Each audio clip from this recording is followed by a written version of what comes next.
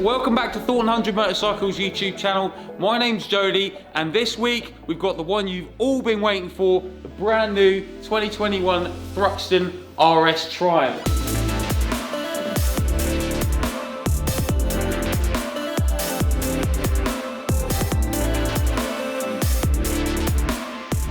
This bike is going to be so sick as well, and we're building it for a very special customer of mine, someone who's already got 3 Thornton Hundred bikes, and this will be his 4th, Wicks, the body coach, and he is going to get the coolest Thruxton RS. Well, we've never even built a Thruxton RS, it's just one of those, isn't it? But we built a Thruxton R for Ben Francis, who owns Gymshark. I built that bike a fair few years ago now, and we're going to do something very similar with this bike, with all of our newest equipment, all of our latest techniques, and we're going to build something that I think is really cool, and I know Joe's going to absolutely love it too. Now, the spec on this bike isn't specified yet. Joe likes a very raw build process, so we don't necessarily set anything in stone.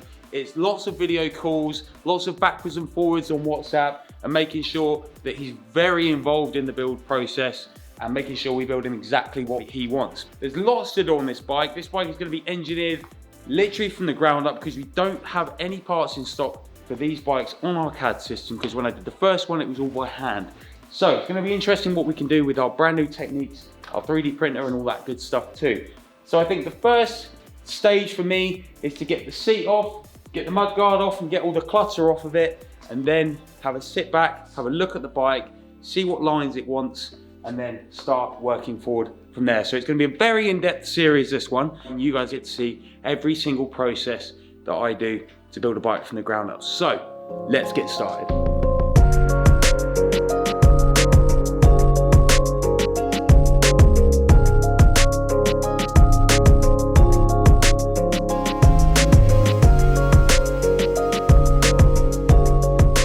So the bike is all stripped down now, and this is going to give us a chance to look at the bare bones of the frame and what we have to work with to create our bespoke components. So I need to create something that's going to go under here and hold all of these components up, all the fuse box, the ambient air temperature sensors, the inbox air temperature sensor, diagnostics port, the battery, and loads of other little bits that need to go in there too. So I've got the tank off at the moment, so I can design this and get the mounts right, but once this is done, we'll be able to bash the tank back on, and then we'll make a start on the back here. Alex is going to get the foam work out, and we'll start making this bike into a bit of a, I guess, a bit of a real life kind of render as to what it will look like, so we can visualize and feel and sit on the bike and see how it's all going to look. So I'm going to jump onto the iPad now and get to designing this tray, and then off the back of that, we can start designing everything else.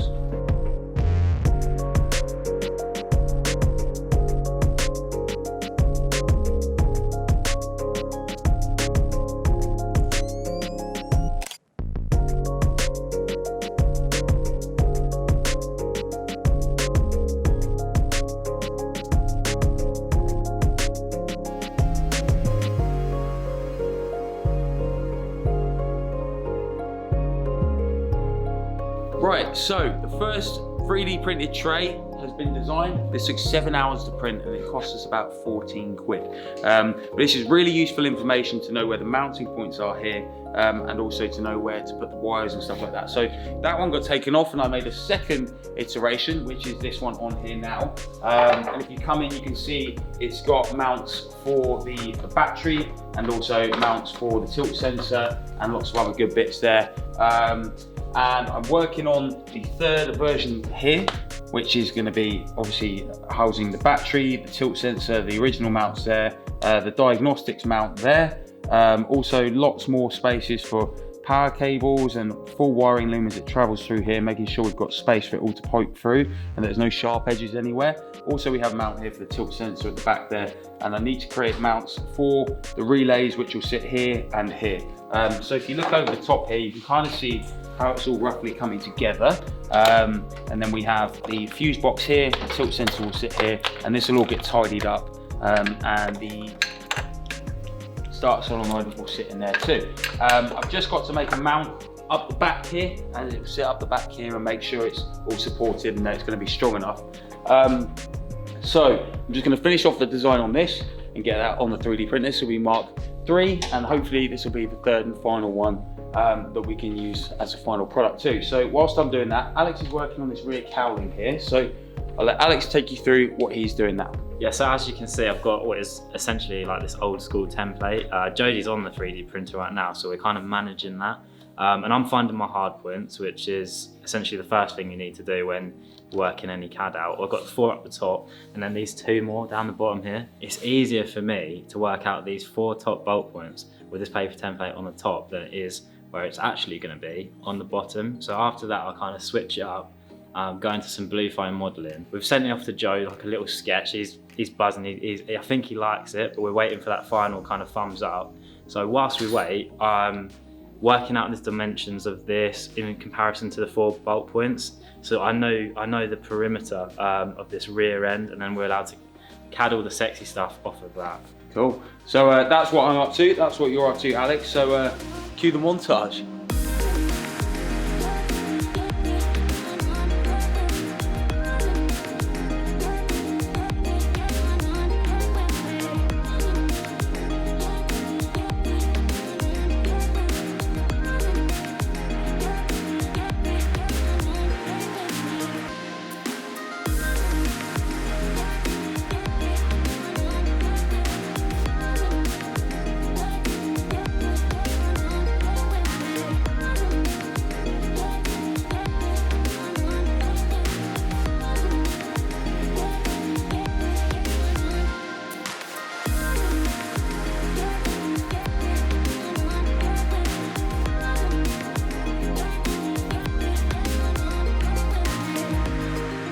Nice montage, Stevie. I like that a lot. So, under here, I'm just going to walk you through this 4-stage process that I've gone through to end up with a really complex part that's going to hold absolutely everything that I need up under here. So, this was version 1. I designed this on the iPad using the app called Shaper 3D. We'll tag them in the description of the video below because you guys are always asking me who it is. They're really, really good.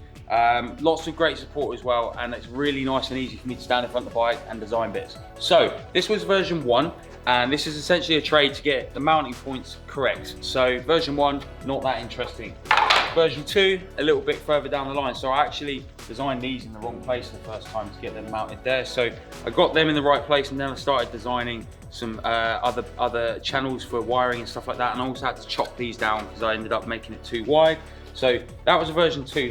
And we're getting a little bit more complex now. And this was the last one that I printed. This was version 3. And this holds all of the wiring. So this mounts on, it holds all of the wiring where it needs to go, all of the relays, the battery, the start solenoid, the fuse box, and it's also got this little tang at the back which kind of clips in and makes it all really nice. So that's version 3. Now we have version 4, which I haven't broken out of the 3D print yet. So this is just a support material, just so I can print it nicely. But this has a mount for absolutely everything underneath this bike, and we're not having to chop or change any wiring. So this essentially could be a kit that we sell. I'm going to break the supports off this one now, and then get to mounting it in the bike, make sure everything fits, and then fingers crossed that'll be the 4th and final one that I have to print to get all of this mounted up neatly under here.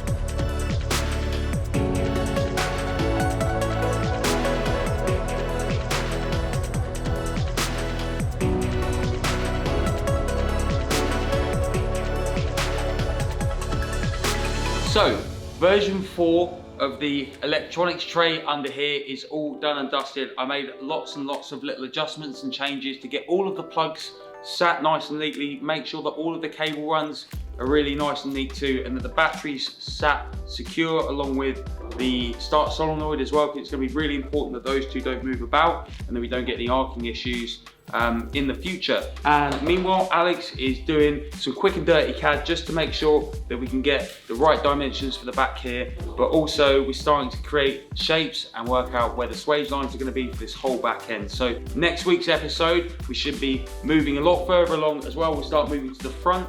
We'll start doing the triple clamps and the front mudguard, the mudguard mounts, and also I'll probably have started doing some sort of exhaust work and then working out our routing, ready to poke it all through the back. So thank you so much for watching episode 1 of Joe Wicks's Thruxton RS build video and build series. It's the first series that we've done, so I'm really looking forward to how you guys receive it and what you guys think. So let us know in the comments below. Don't forget to subscribe. We're nearly at 100,000 subscribers, and we've got the coolest competition for you guys coming when we get to 100,000 subscribers. So make sure you hit that subscribe button, and thank you very much for watching, and we'll see you next week.